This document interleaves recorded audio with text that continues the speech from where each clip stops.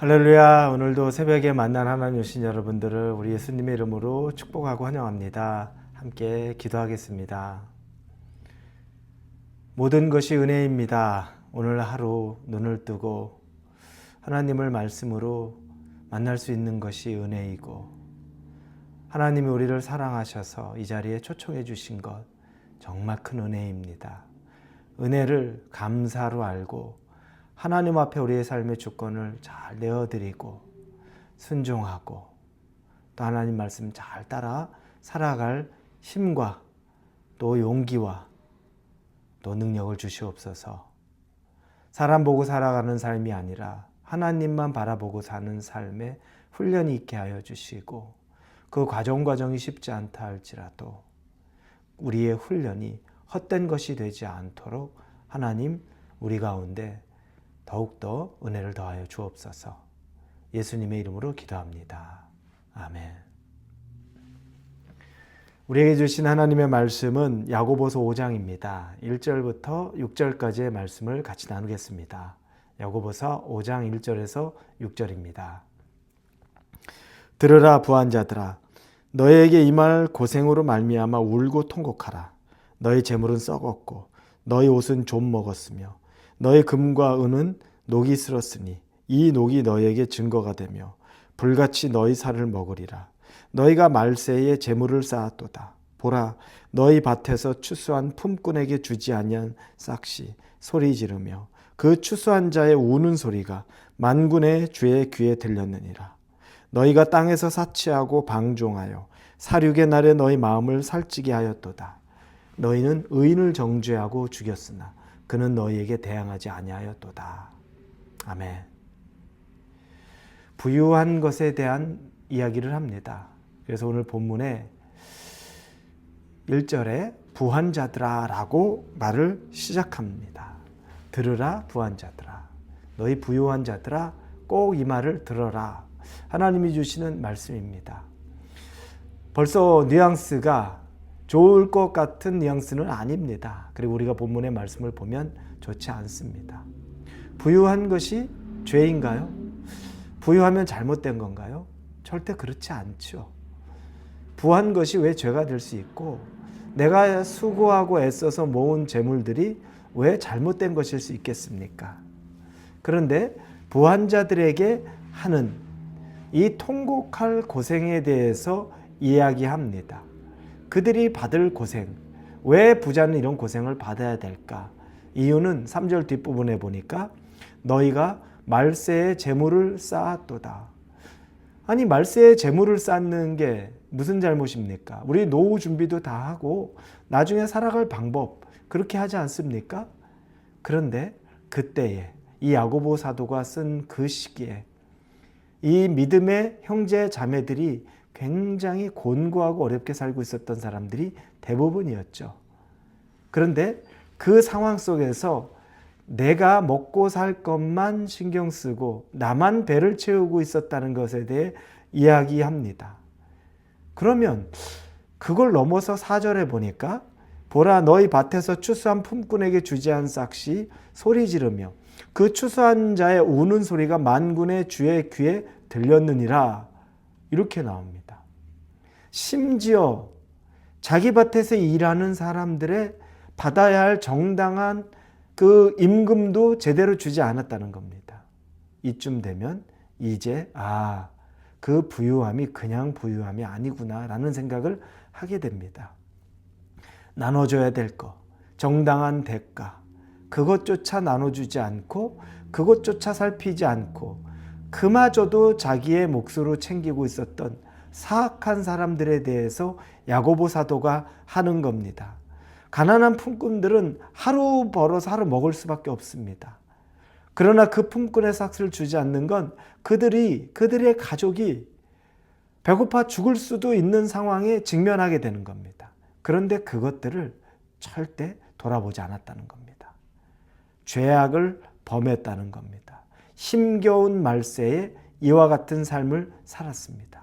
이쯤 되니까 부유함 자체가 문제가 아니라는 걸 우리는 좋게 짐작합니다.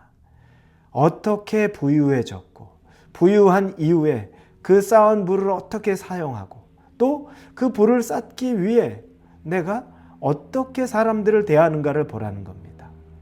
비즈니스 하는 사람들이 있고 또 자기 수하에 직원들 둔 사람들 우리 주변에 많이 있습니다. 다른 것 아끼지 말라는 겁니다. 사람 사는 것, 그 사람이 살아갈 수 있게 해주는 것은 거기에 정성을 쏟고 기본적으로 해야 될 것 당연히 하라는 겁니다. 먹고 사는 인건비, 그게 정말 과하게 하라는 게 아니죠. 그 회사의 직장의 가게의 수준에 맞게 적어도 그 정도는 주는 것, 그걸 아까워하고 그걸 좀 깎아보려고 하는 것, 그런 거 하지 말라는 겁니다. 그거 가지고도 먹고 사는 것 힘든 사람들이라고 이야기합니다. 말세의 그들의 모습입니다. 그런데 그들이 책망받을 또 하나는 뭐냐면 그들이 얼마나 교만한지 영원히 살 것 같은 마음으로 영원히 내 재물이 없어지지 않을 것 같은 마음으로 쌓아두고 있다는 겁니다. 그게 두 번째 그들이 책망받을 겁니다. 왜 그렇게 욕심을 내나 봤더니 자기는 그거 가지고 영원히 살 것처럼 생각하는 교만한 마음이 가득했던 겁니다. 이렇게 하면 나도 평안하고 내 자손 대대손손 남겨줄 것도 있고 안심된다. 아주 좋다. 그 마음이 있다는 겁니다. 자, 거기에 대해서 하나님이 책망하는 거죠. 말세에 괴로운 자를 돌아보지 않고 자기는 쟁여두고 살면서 영원토록 살 것처럼 평안하다 평안하다 하는 그들에게 하나님이 책망하는 것입니다.